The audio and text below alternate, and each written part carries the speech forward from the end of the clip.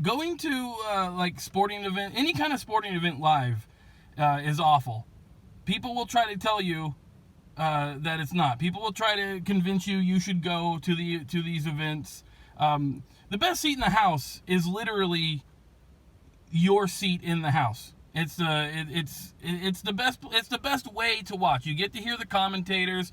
You get the best shots. They know what they want to do. They're professional cameramen, right? What happens when you go to these events, these live sporting events, is unless you're prepared to spend just a shitload of money, you're gonna end up sitting behind some sort of beam, surrounded by a bunch of drunk morons. What do you got? You got the wave. By the way, don't do the wave. If you do, first of all, I get the peer pressure thing, so if the wave is coming at you, you can do the wave, I guess. But the asshole who starts the wave. Here's what we should be doing, by the way.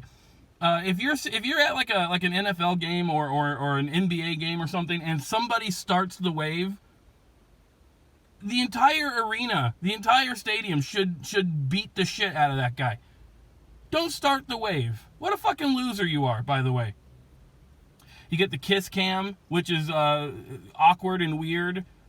They'll just focus. By the way, the wave is called in everywhere, in every country aside from I believe aside from America, it's called the Mexican wave. And I think the reason we don't call it the Mexican wave is because it sounds racist. I don't think it is. It's just that's what it's called. Anyway, the kiss cam's awkward. They will focus on one man and one woman. Doesn't matter if they're sister and brother. Doesn't matter if they're complete strangers. And then you feel the pressure to get. And by the way, I know I just said that the biggest loser in the world is the guy that starts the wave. That's incorrect. That was incorrect. I misspoke there. The biggest loser in the world is someone who proposes to their girlfriend on the big jumbotron, the big jumbo screen. That is a terrible idea. Number one, you have to be 100% sure that this lady wants to marry you, or else you're going to have a stadium or an arena filled with people laughing at your dumb ass. And it puts so much pressure on this. What person has the guts to say no to someone who just announced in front of the entire New York Giants lineup that you can't do? Too much pressure. Beer. You want a beer? It's going to cost you $40,000 to get some beer and some hot dogs. If you don't live in the city where the game's taking place, you got to get in your fucking car and you got to drive there or even fly there. Sometimes around here we live. I live very close to the Oakland Raiders stadium and the San Francisco stadium. So they offer party buses. So for a small fee, you can get on board this bus with just a bunch of fucking crazy Raider fans. You're sitting there in this bus with guys who are accountants and telemarketers 5 days out of the week, but now they've got Darth Vader helmets on, their faces painted, they got spiky shoulder pads on, and you're sitting there with these fucking drunk morons driving all the way to Oakland. That's not a party. That's not a fun bus. That's horrible. Anyway, the reason I'm talking about going to these live games is because I watched a very good documentary last night. And when I say documentary, I mean an 8-minute video on YouTube, which, you know, that counts as a documentary, I think. I'd add it to the list. But it was about 10-cent beer night. Now, some of you listening may know. Frank's here. Frank probably knows what 10-cent beer night is. 10-cent beer night is the dumbest idea in the history of sports, and my favorite story in the history of sports. By the way, that sound was me toweling off. It's 1,000 degrees today. It's 1,000 goddamn degrees as I speak to you. So here's what 10-cent beer night was. The Cleveland Indians, yeah, that's right, Cleveland. This is a brilliant idea from the brilliant minds of the people in Cleveland. They had an idea that they wanted to spike up attendance a little bit. So they said, you know what we need? You know what we need to offer? No, we shouldn't win. That's out of the question. If our team starts winning, yes, people will come. But winning games, that's too tall of an order for us Cleveland Indians. What we need to do is we need to give the people what they want, and that is to be the ability to get completely shit-faced for not a lot of money. So they came up with this idea called 10-cent beer night, and it's exactly what you think it is. The entire game, all 9 innings, You could go up to the concession stand and get a 12-ounce cup of beer for a dime. Now, this was in 1973, I think, is the early 70s, so a dime was a little bit more than it is today, but still, you can get shit-faced off of $1. This is what the good people, the smart people of Cleveland thought was going to be a good idea. Spoilers to this story, did not end well at all for anybody. Now, 3 nights before this, the Indians played against the what team was it? Oh, the Texas Rangers. They played it 3 nights before this. They played against the Texas Rangers in Texas, and the game ended in a brawl. That was not 10-cent beer night, by the way.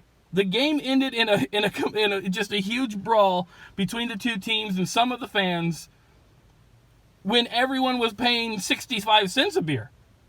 They didn't even have the extra fuel in here. So now when we get to 10-cent beer night, first of all, we have way more people than at the Texas game because half the people show up to get the 10-cent beer. These people don't care about baseball. They're not Cleveland Indian fans. They're just Cleveland morons that showed up to a game so they can buy 10-cent beer. They had 25,000 fans at the time. So here's what happened. So immediately, because also in addition to getting 10-cent beer, these people showed up to the game drunk as fuck, and they were also sneaking in their own alcohol. And God knows what else was in their system at the time. So they show up already shit-faced. So from the time the game starts, from what do they do, Frank? America the Beautiful at baseball games? Is that the national anthem, whatever? By the time the first inning started, everyone was drunk, and there were already problems. In the first inning, there was a lady who jumped out onto the field to flash her tits. Now, this game I don't think was televised, thank God, because anybody in the history of flashers at baseball games or sporting events, nobody who you would ever want to see flash does the flashing.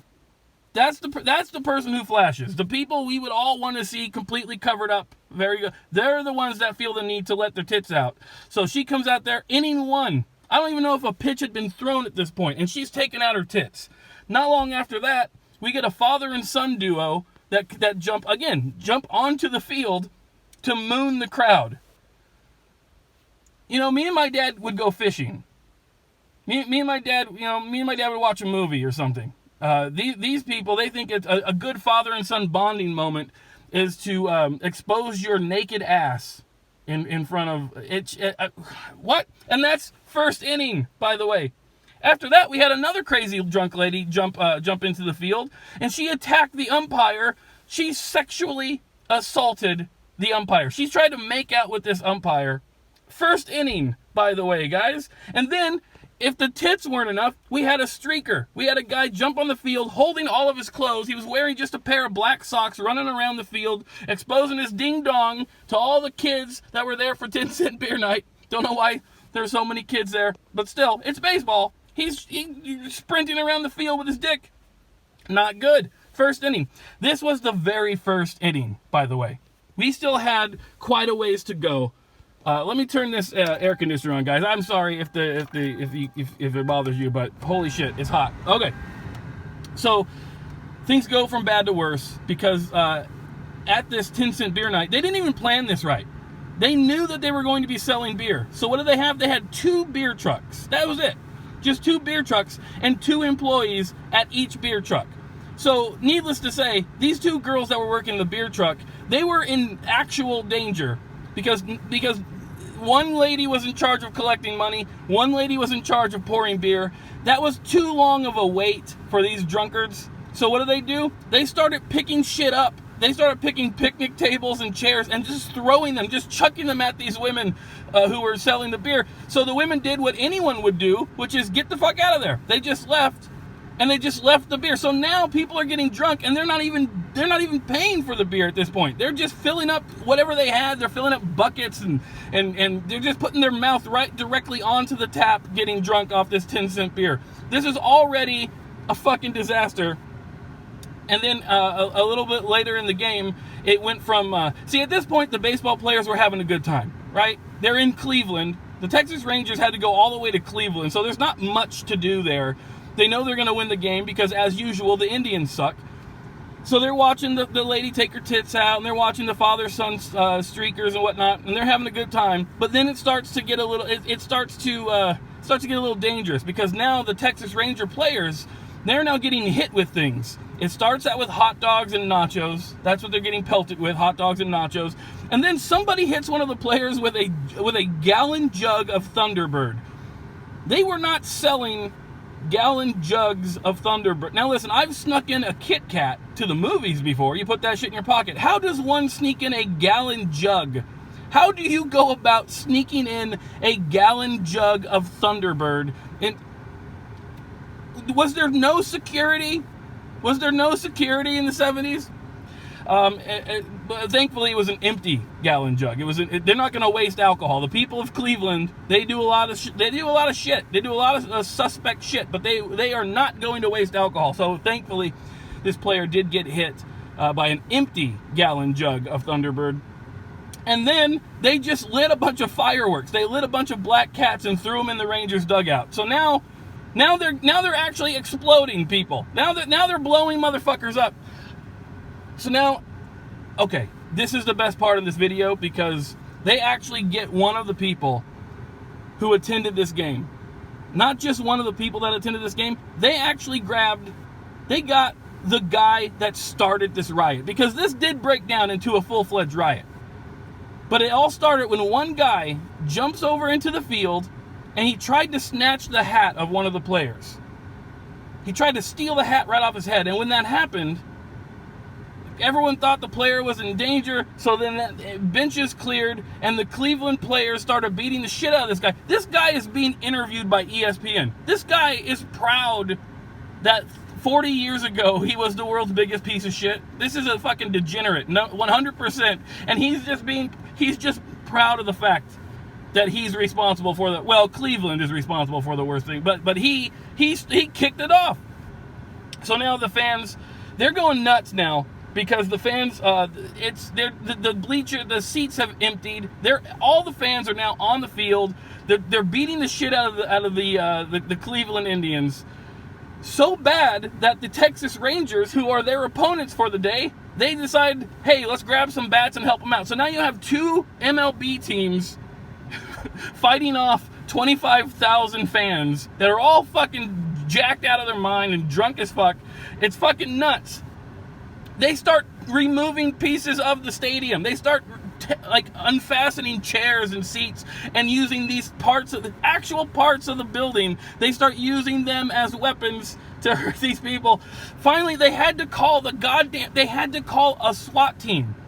They had to call a SWAT team out. Needless to say, the game ended in a forfeit. Rangers win, Rangers win, Rangers win.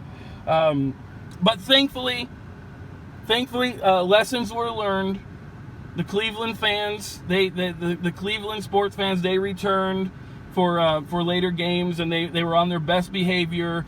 There was never another incident. Literally just said, people are asking me who won. Literally just said who won. Clean the dicks out of your ears. It was a forfeit. The Rangers won, you idiot. And thankfully, everything went back to normal. The MLB had learned their lesson. Cleveland sports had learned their lesson. Cleveland fans had learned their lesson, and they never did 10-cent beer night again. And there was never another problem in the history of Major League Baseball. Of course that's not true. They did 10-cent beer night 30 fucking days later.